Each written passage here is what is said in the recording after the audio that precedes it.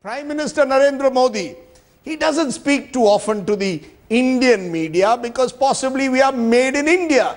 But he's spoken to the International Time magazine, the same magazine that put him in the top 100 most powerful people and got Barack Obama to write about him not too long ago. Now, ahead of completing 1 year in power, the Prime Minister has tried out a global platform to try and silence his critics, both on the economy and those who've also been criticizing growing intolerance in India. The PM has sent out what could be an unequivocal message on communal harmony, maintaining that for his government, the only holy book to follow is the Indian Constitution. He's promising religious freedom for all faiths, asserting there is no place for discrimination in India over religious affiliations.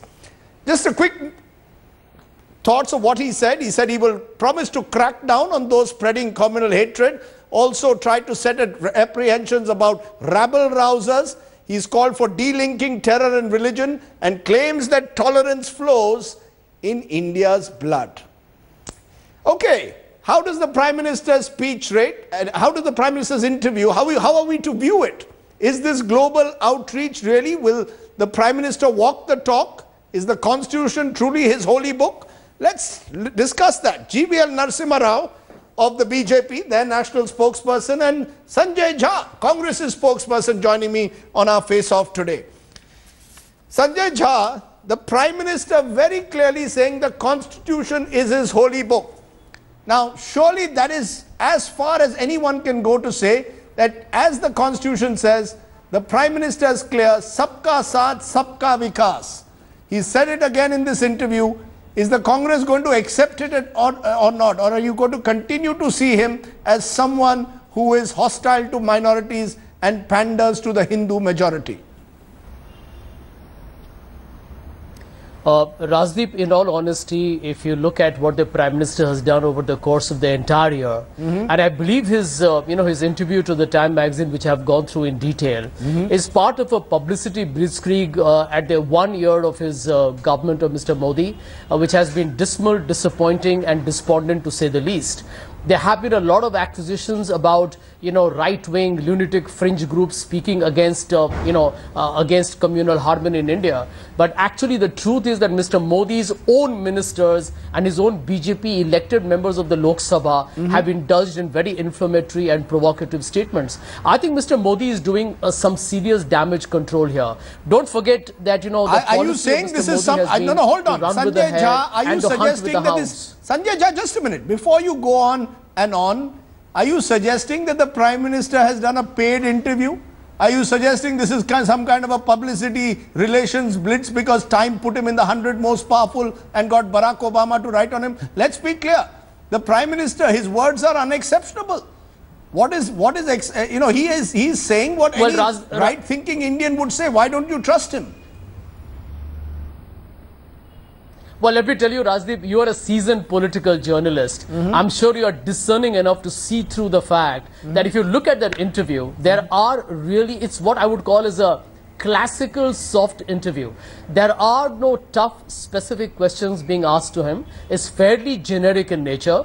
Don't forget, Time magazine has put him in the top 100 people's list, which a lot of former Indian Prime Ministers have been part of. And it is, I think Mr. Modi's propaganda machine is clearly out there at the moment because there are serious questions being asked of his government. This government has been an underperforming, it's been an underwhelming performance by this government in all spheres, not just communal tensions emerging with the attacks on churches. There have been concerns. The minorities in India are apprehensive and scared with a highly justifiable reason. Mr. Modi's policy of trying to maintain, keep a rather eloquent silence, then put out a tweet, but it's a running with the hare and hunting with the hounds, a typical doublespeak that the BJP indulges in.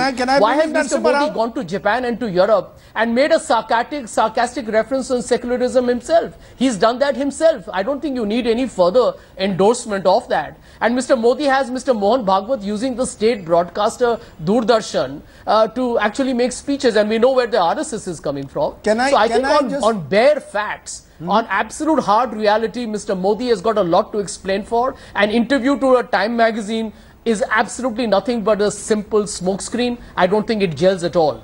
Okay, it's very difficult to stop you, Sanjay Jha, once you're on a roll, but I will still try the next time I question you, because GVL Narasimha Rao, why don't you respond to what you're hearing? Double speak is the word which is being suggested, propaganda blitzkrieg, because the government is reaching its 1 year in power and has little to show according to the Congress. Therefore, Mr. Modi has engaged in this double speak propaganda blitz, particularly on the issue of religious intolerance and indeed on the economy.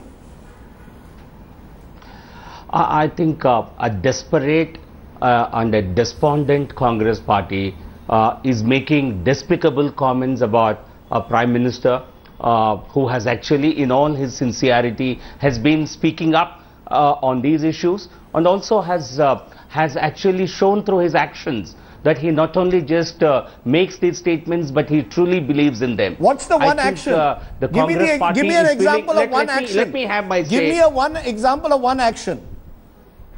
I think, when have you had a Prime Minister calling a Delhi Police Commissioner? Did Manmohan Singh ever do it? Were there not attacks on churches when the Congress was under rule? The statistics put out by the Ministry of Home Affairs during the Congress regime itself shows that the number of attacks on churches during the Congress regime were much higher compared to the period when we have been in power. It was simply some kind of a propaganda. But the Prime Minister has come out and openly stated that we want, for me, all religions are equal. India first is my religion, and Constitution is our holy book. He has done everything that a Prime Minister could do to instill confidence in the minorities, notwithstanding the propaganda that the Congress party unleashes. Mr. Narasimha Rao, his words are unacceptable. Mr. Modi has spoken very well in the interview. The question is the reality. The fact is, your party, for example, in state after state, will not even give tickets to Muslims. The fact is, that's the reality. The fact is, Mr. Modi will not wear a topi because he says that is not Muslim. He will not wear a Muslim cap because he believes that is not part of his secularism.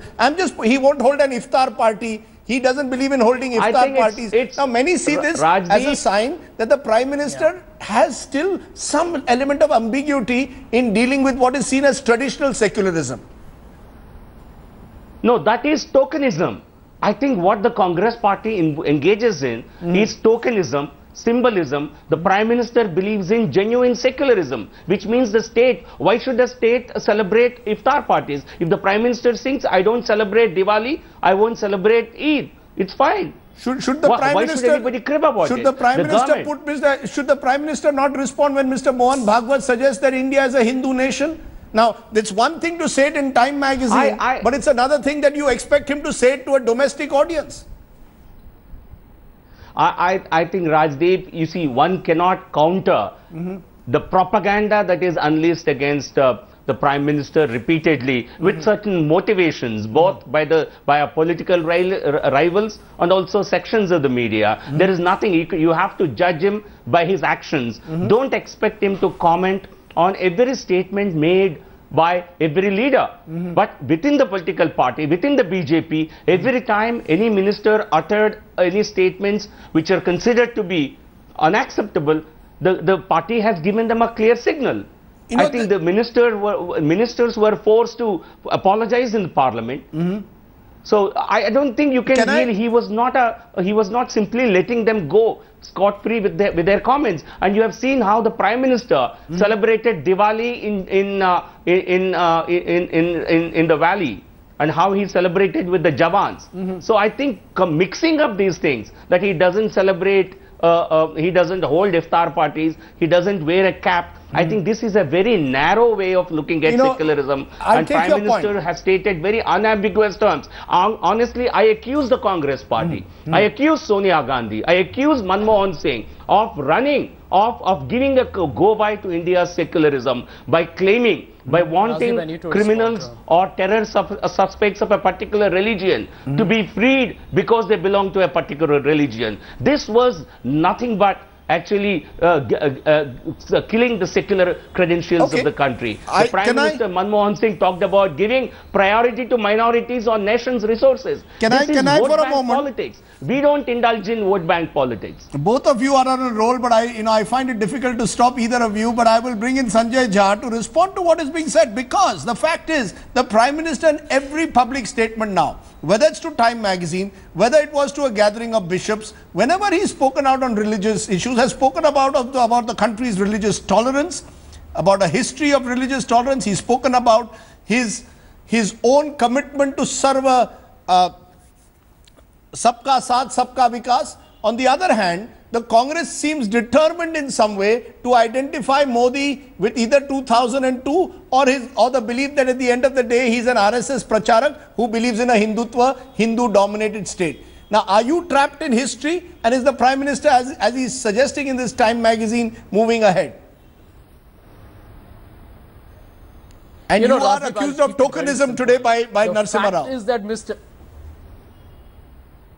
the fact is that Mr. Modi is a former RSS pracharak.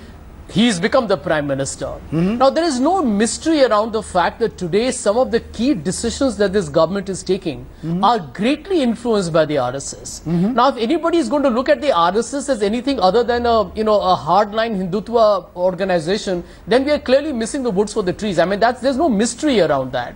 The other fact remains that terms like Ghar Wapsi and Love Jihad, see, these are all creations to also create a lot of psychological, what I call as violence against the minorities. I mean, these are seasoned people who have been part of our society. When they express their apprehensions and say, I don't even feel whether I'm an Indian anymore, I think we got to rise up to the alarming levels. So what is Mr. Modi to do to convince you? Fears that are what more?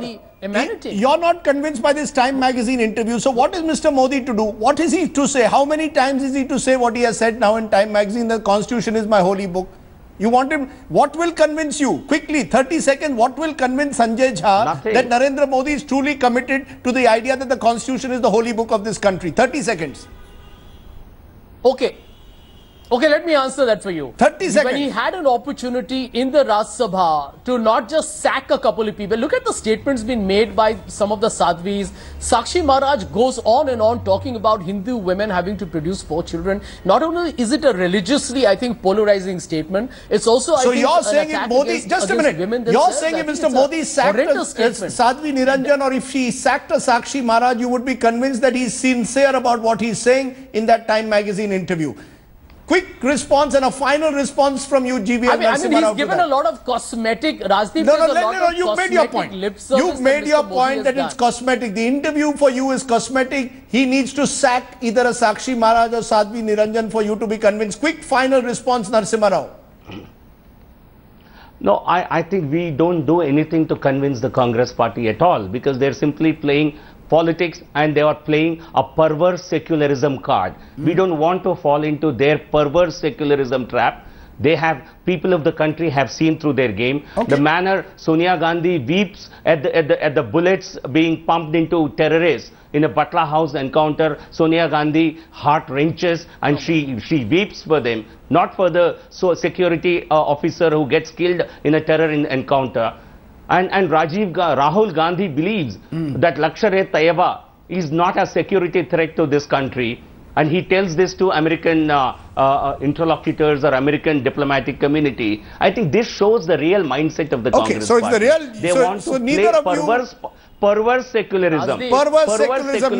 Hold on now. To create a vote bank. If President Obama has to make a statement on religious tolerance in India, if President Obama has to go to the US and say that he would have been stunned, Mahatma Gandhi would have been stunned had he been alive to see the religious intolerance in India. And he has made a lot of other statements about Mr. Modi. I will leave it there. But even outside, I will leave it there. Let's leave it there. Let's leave it there. Let's leave it there. This is an interview at the end of the day. As I keep saying, words have to be matched by action. I concede that. And that is true of the Congress, and that is true of Prime Minister Modi as well. Let's leave it there. But clearly the Prime Minister is now on a global outreach ahead of his 1 year in power. And you wonder whether he needs to speak to Time magazine or speak to people back home.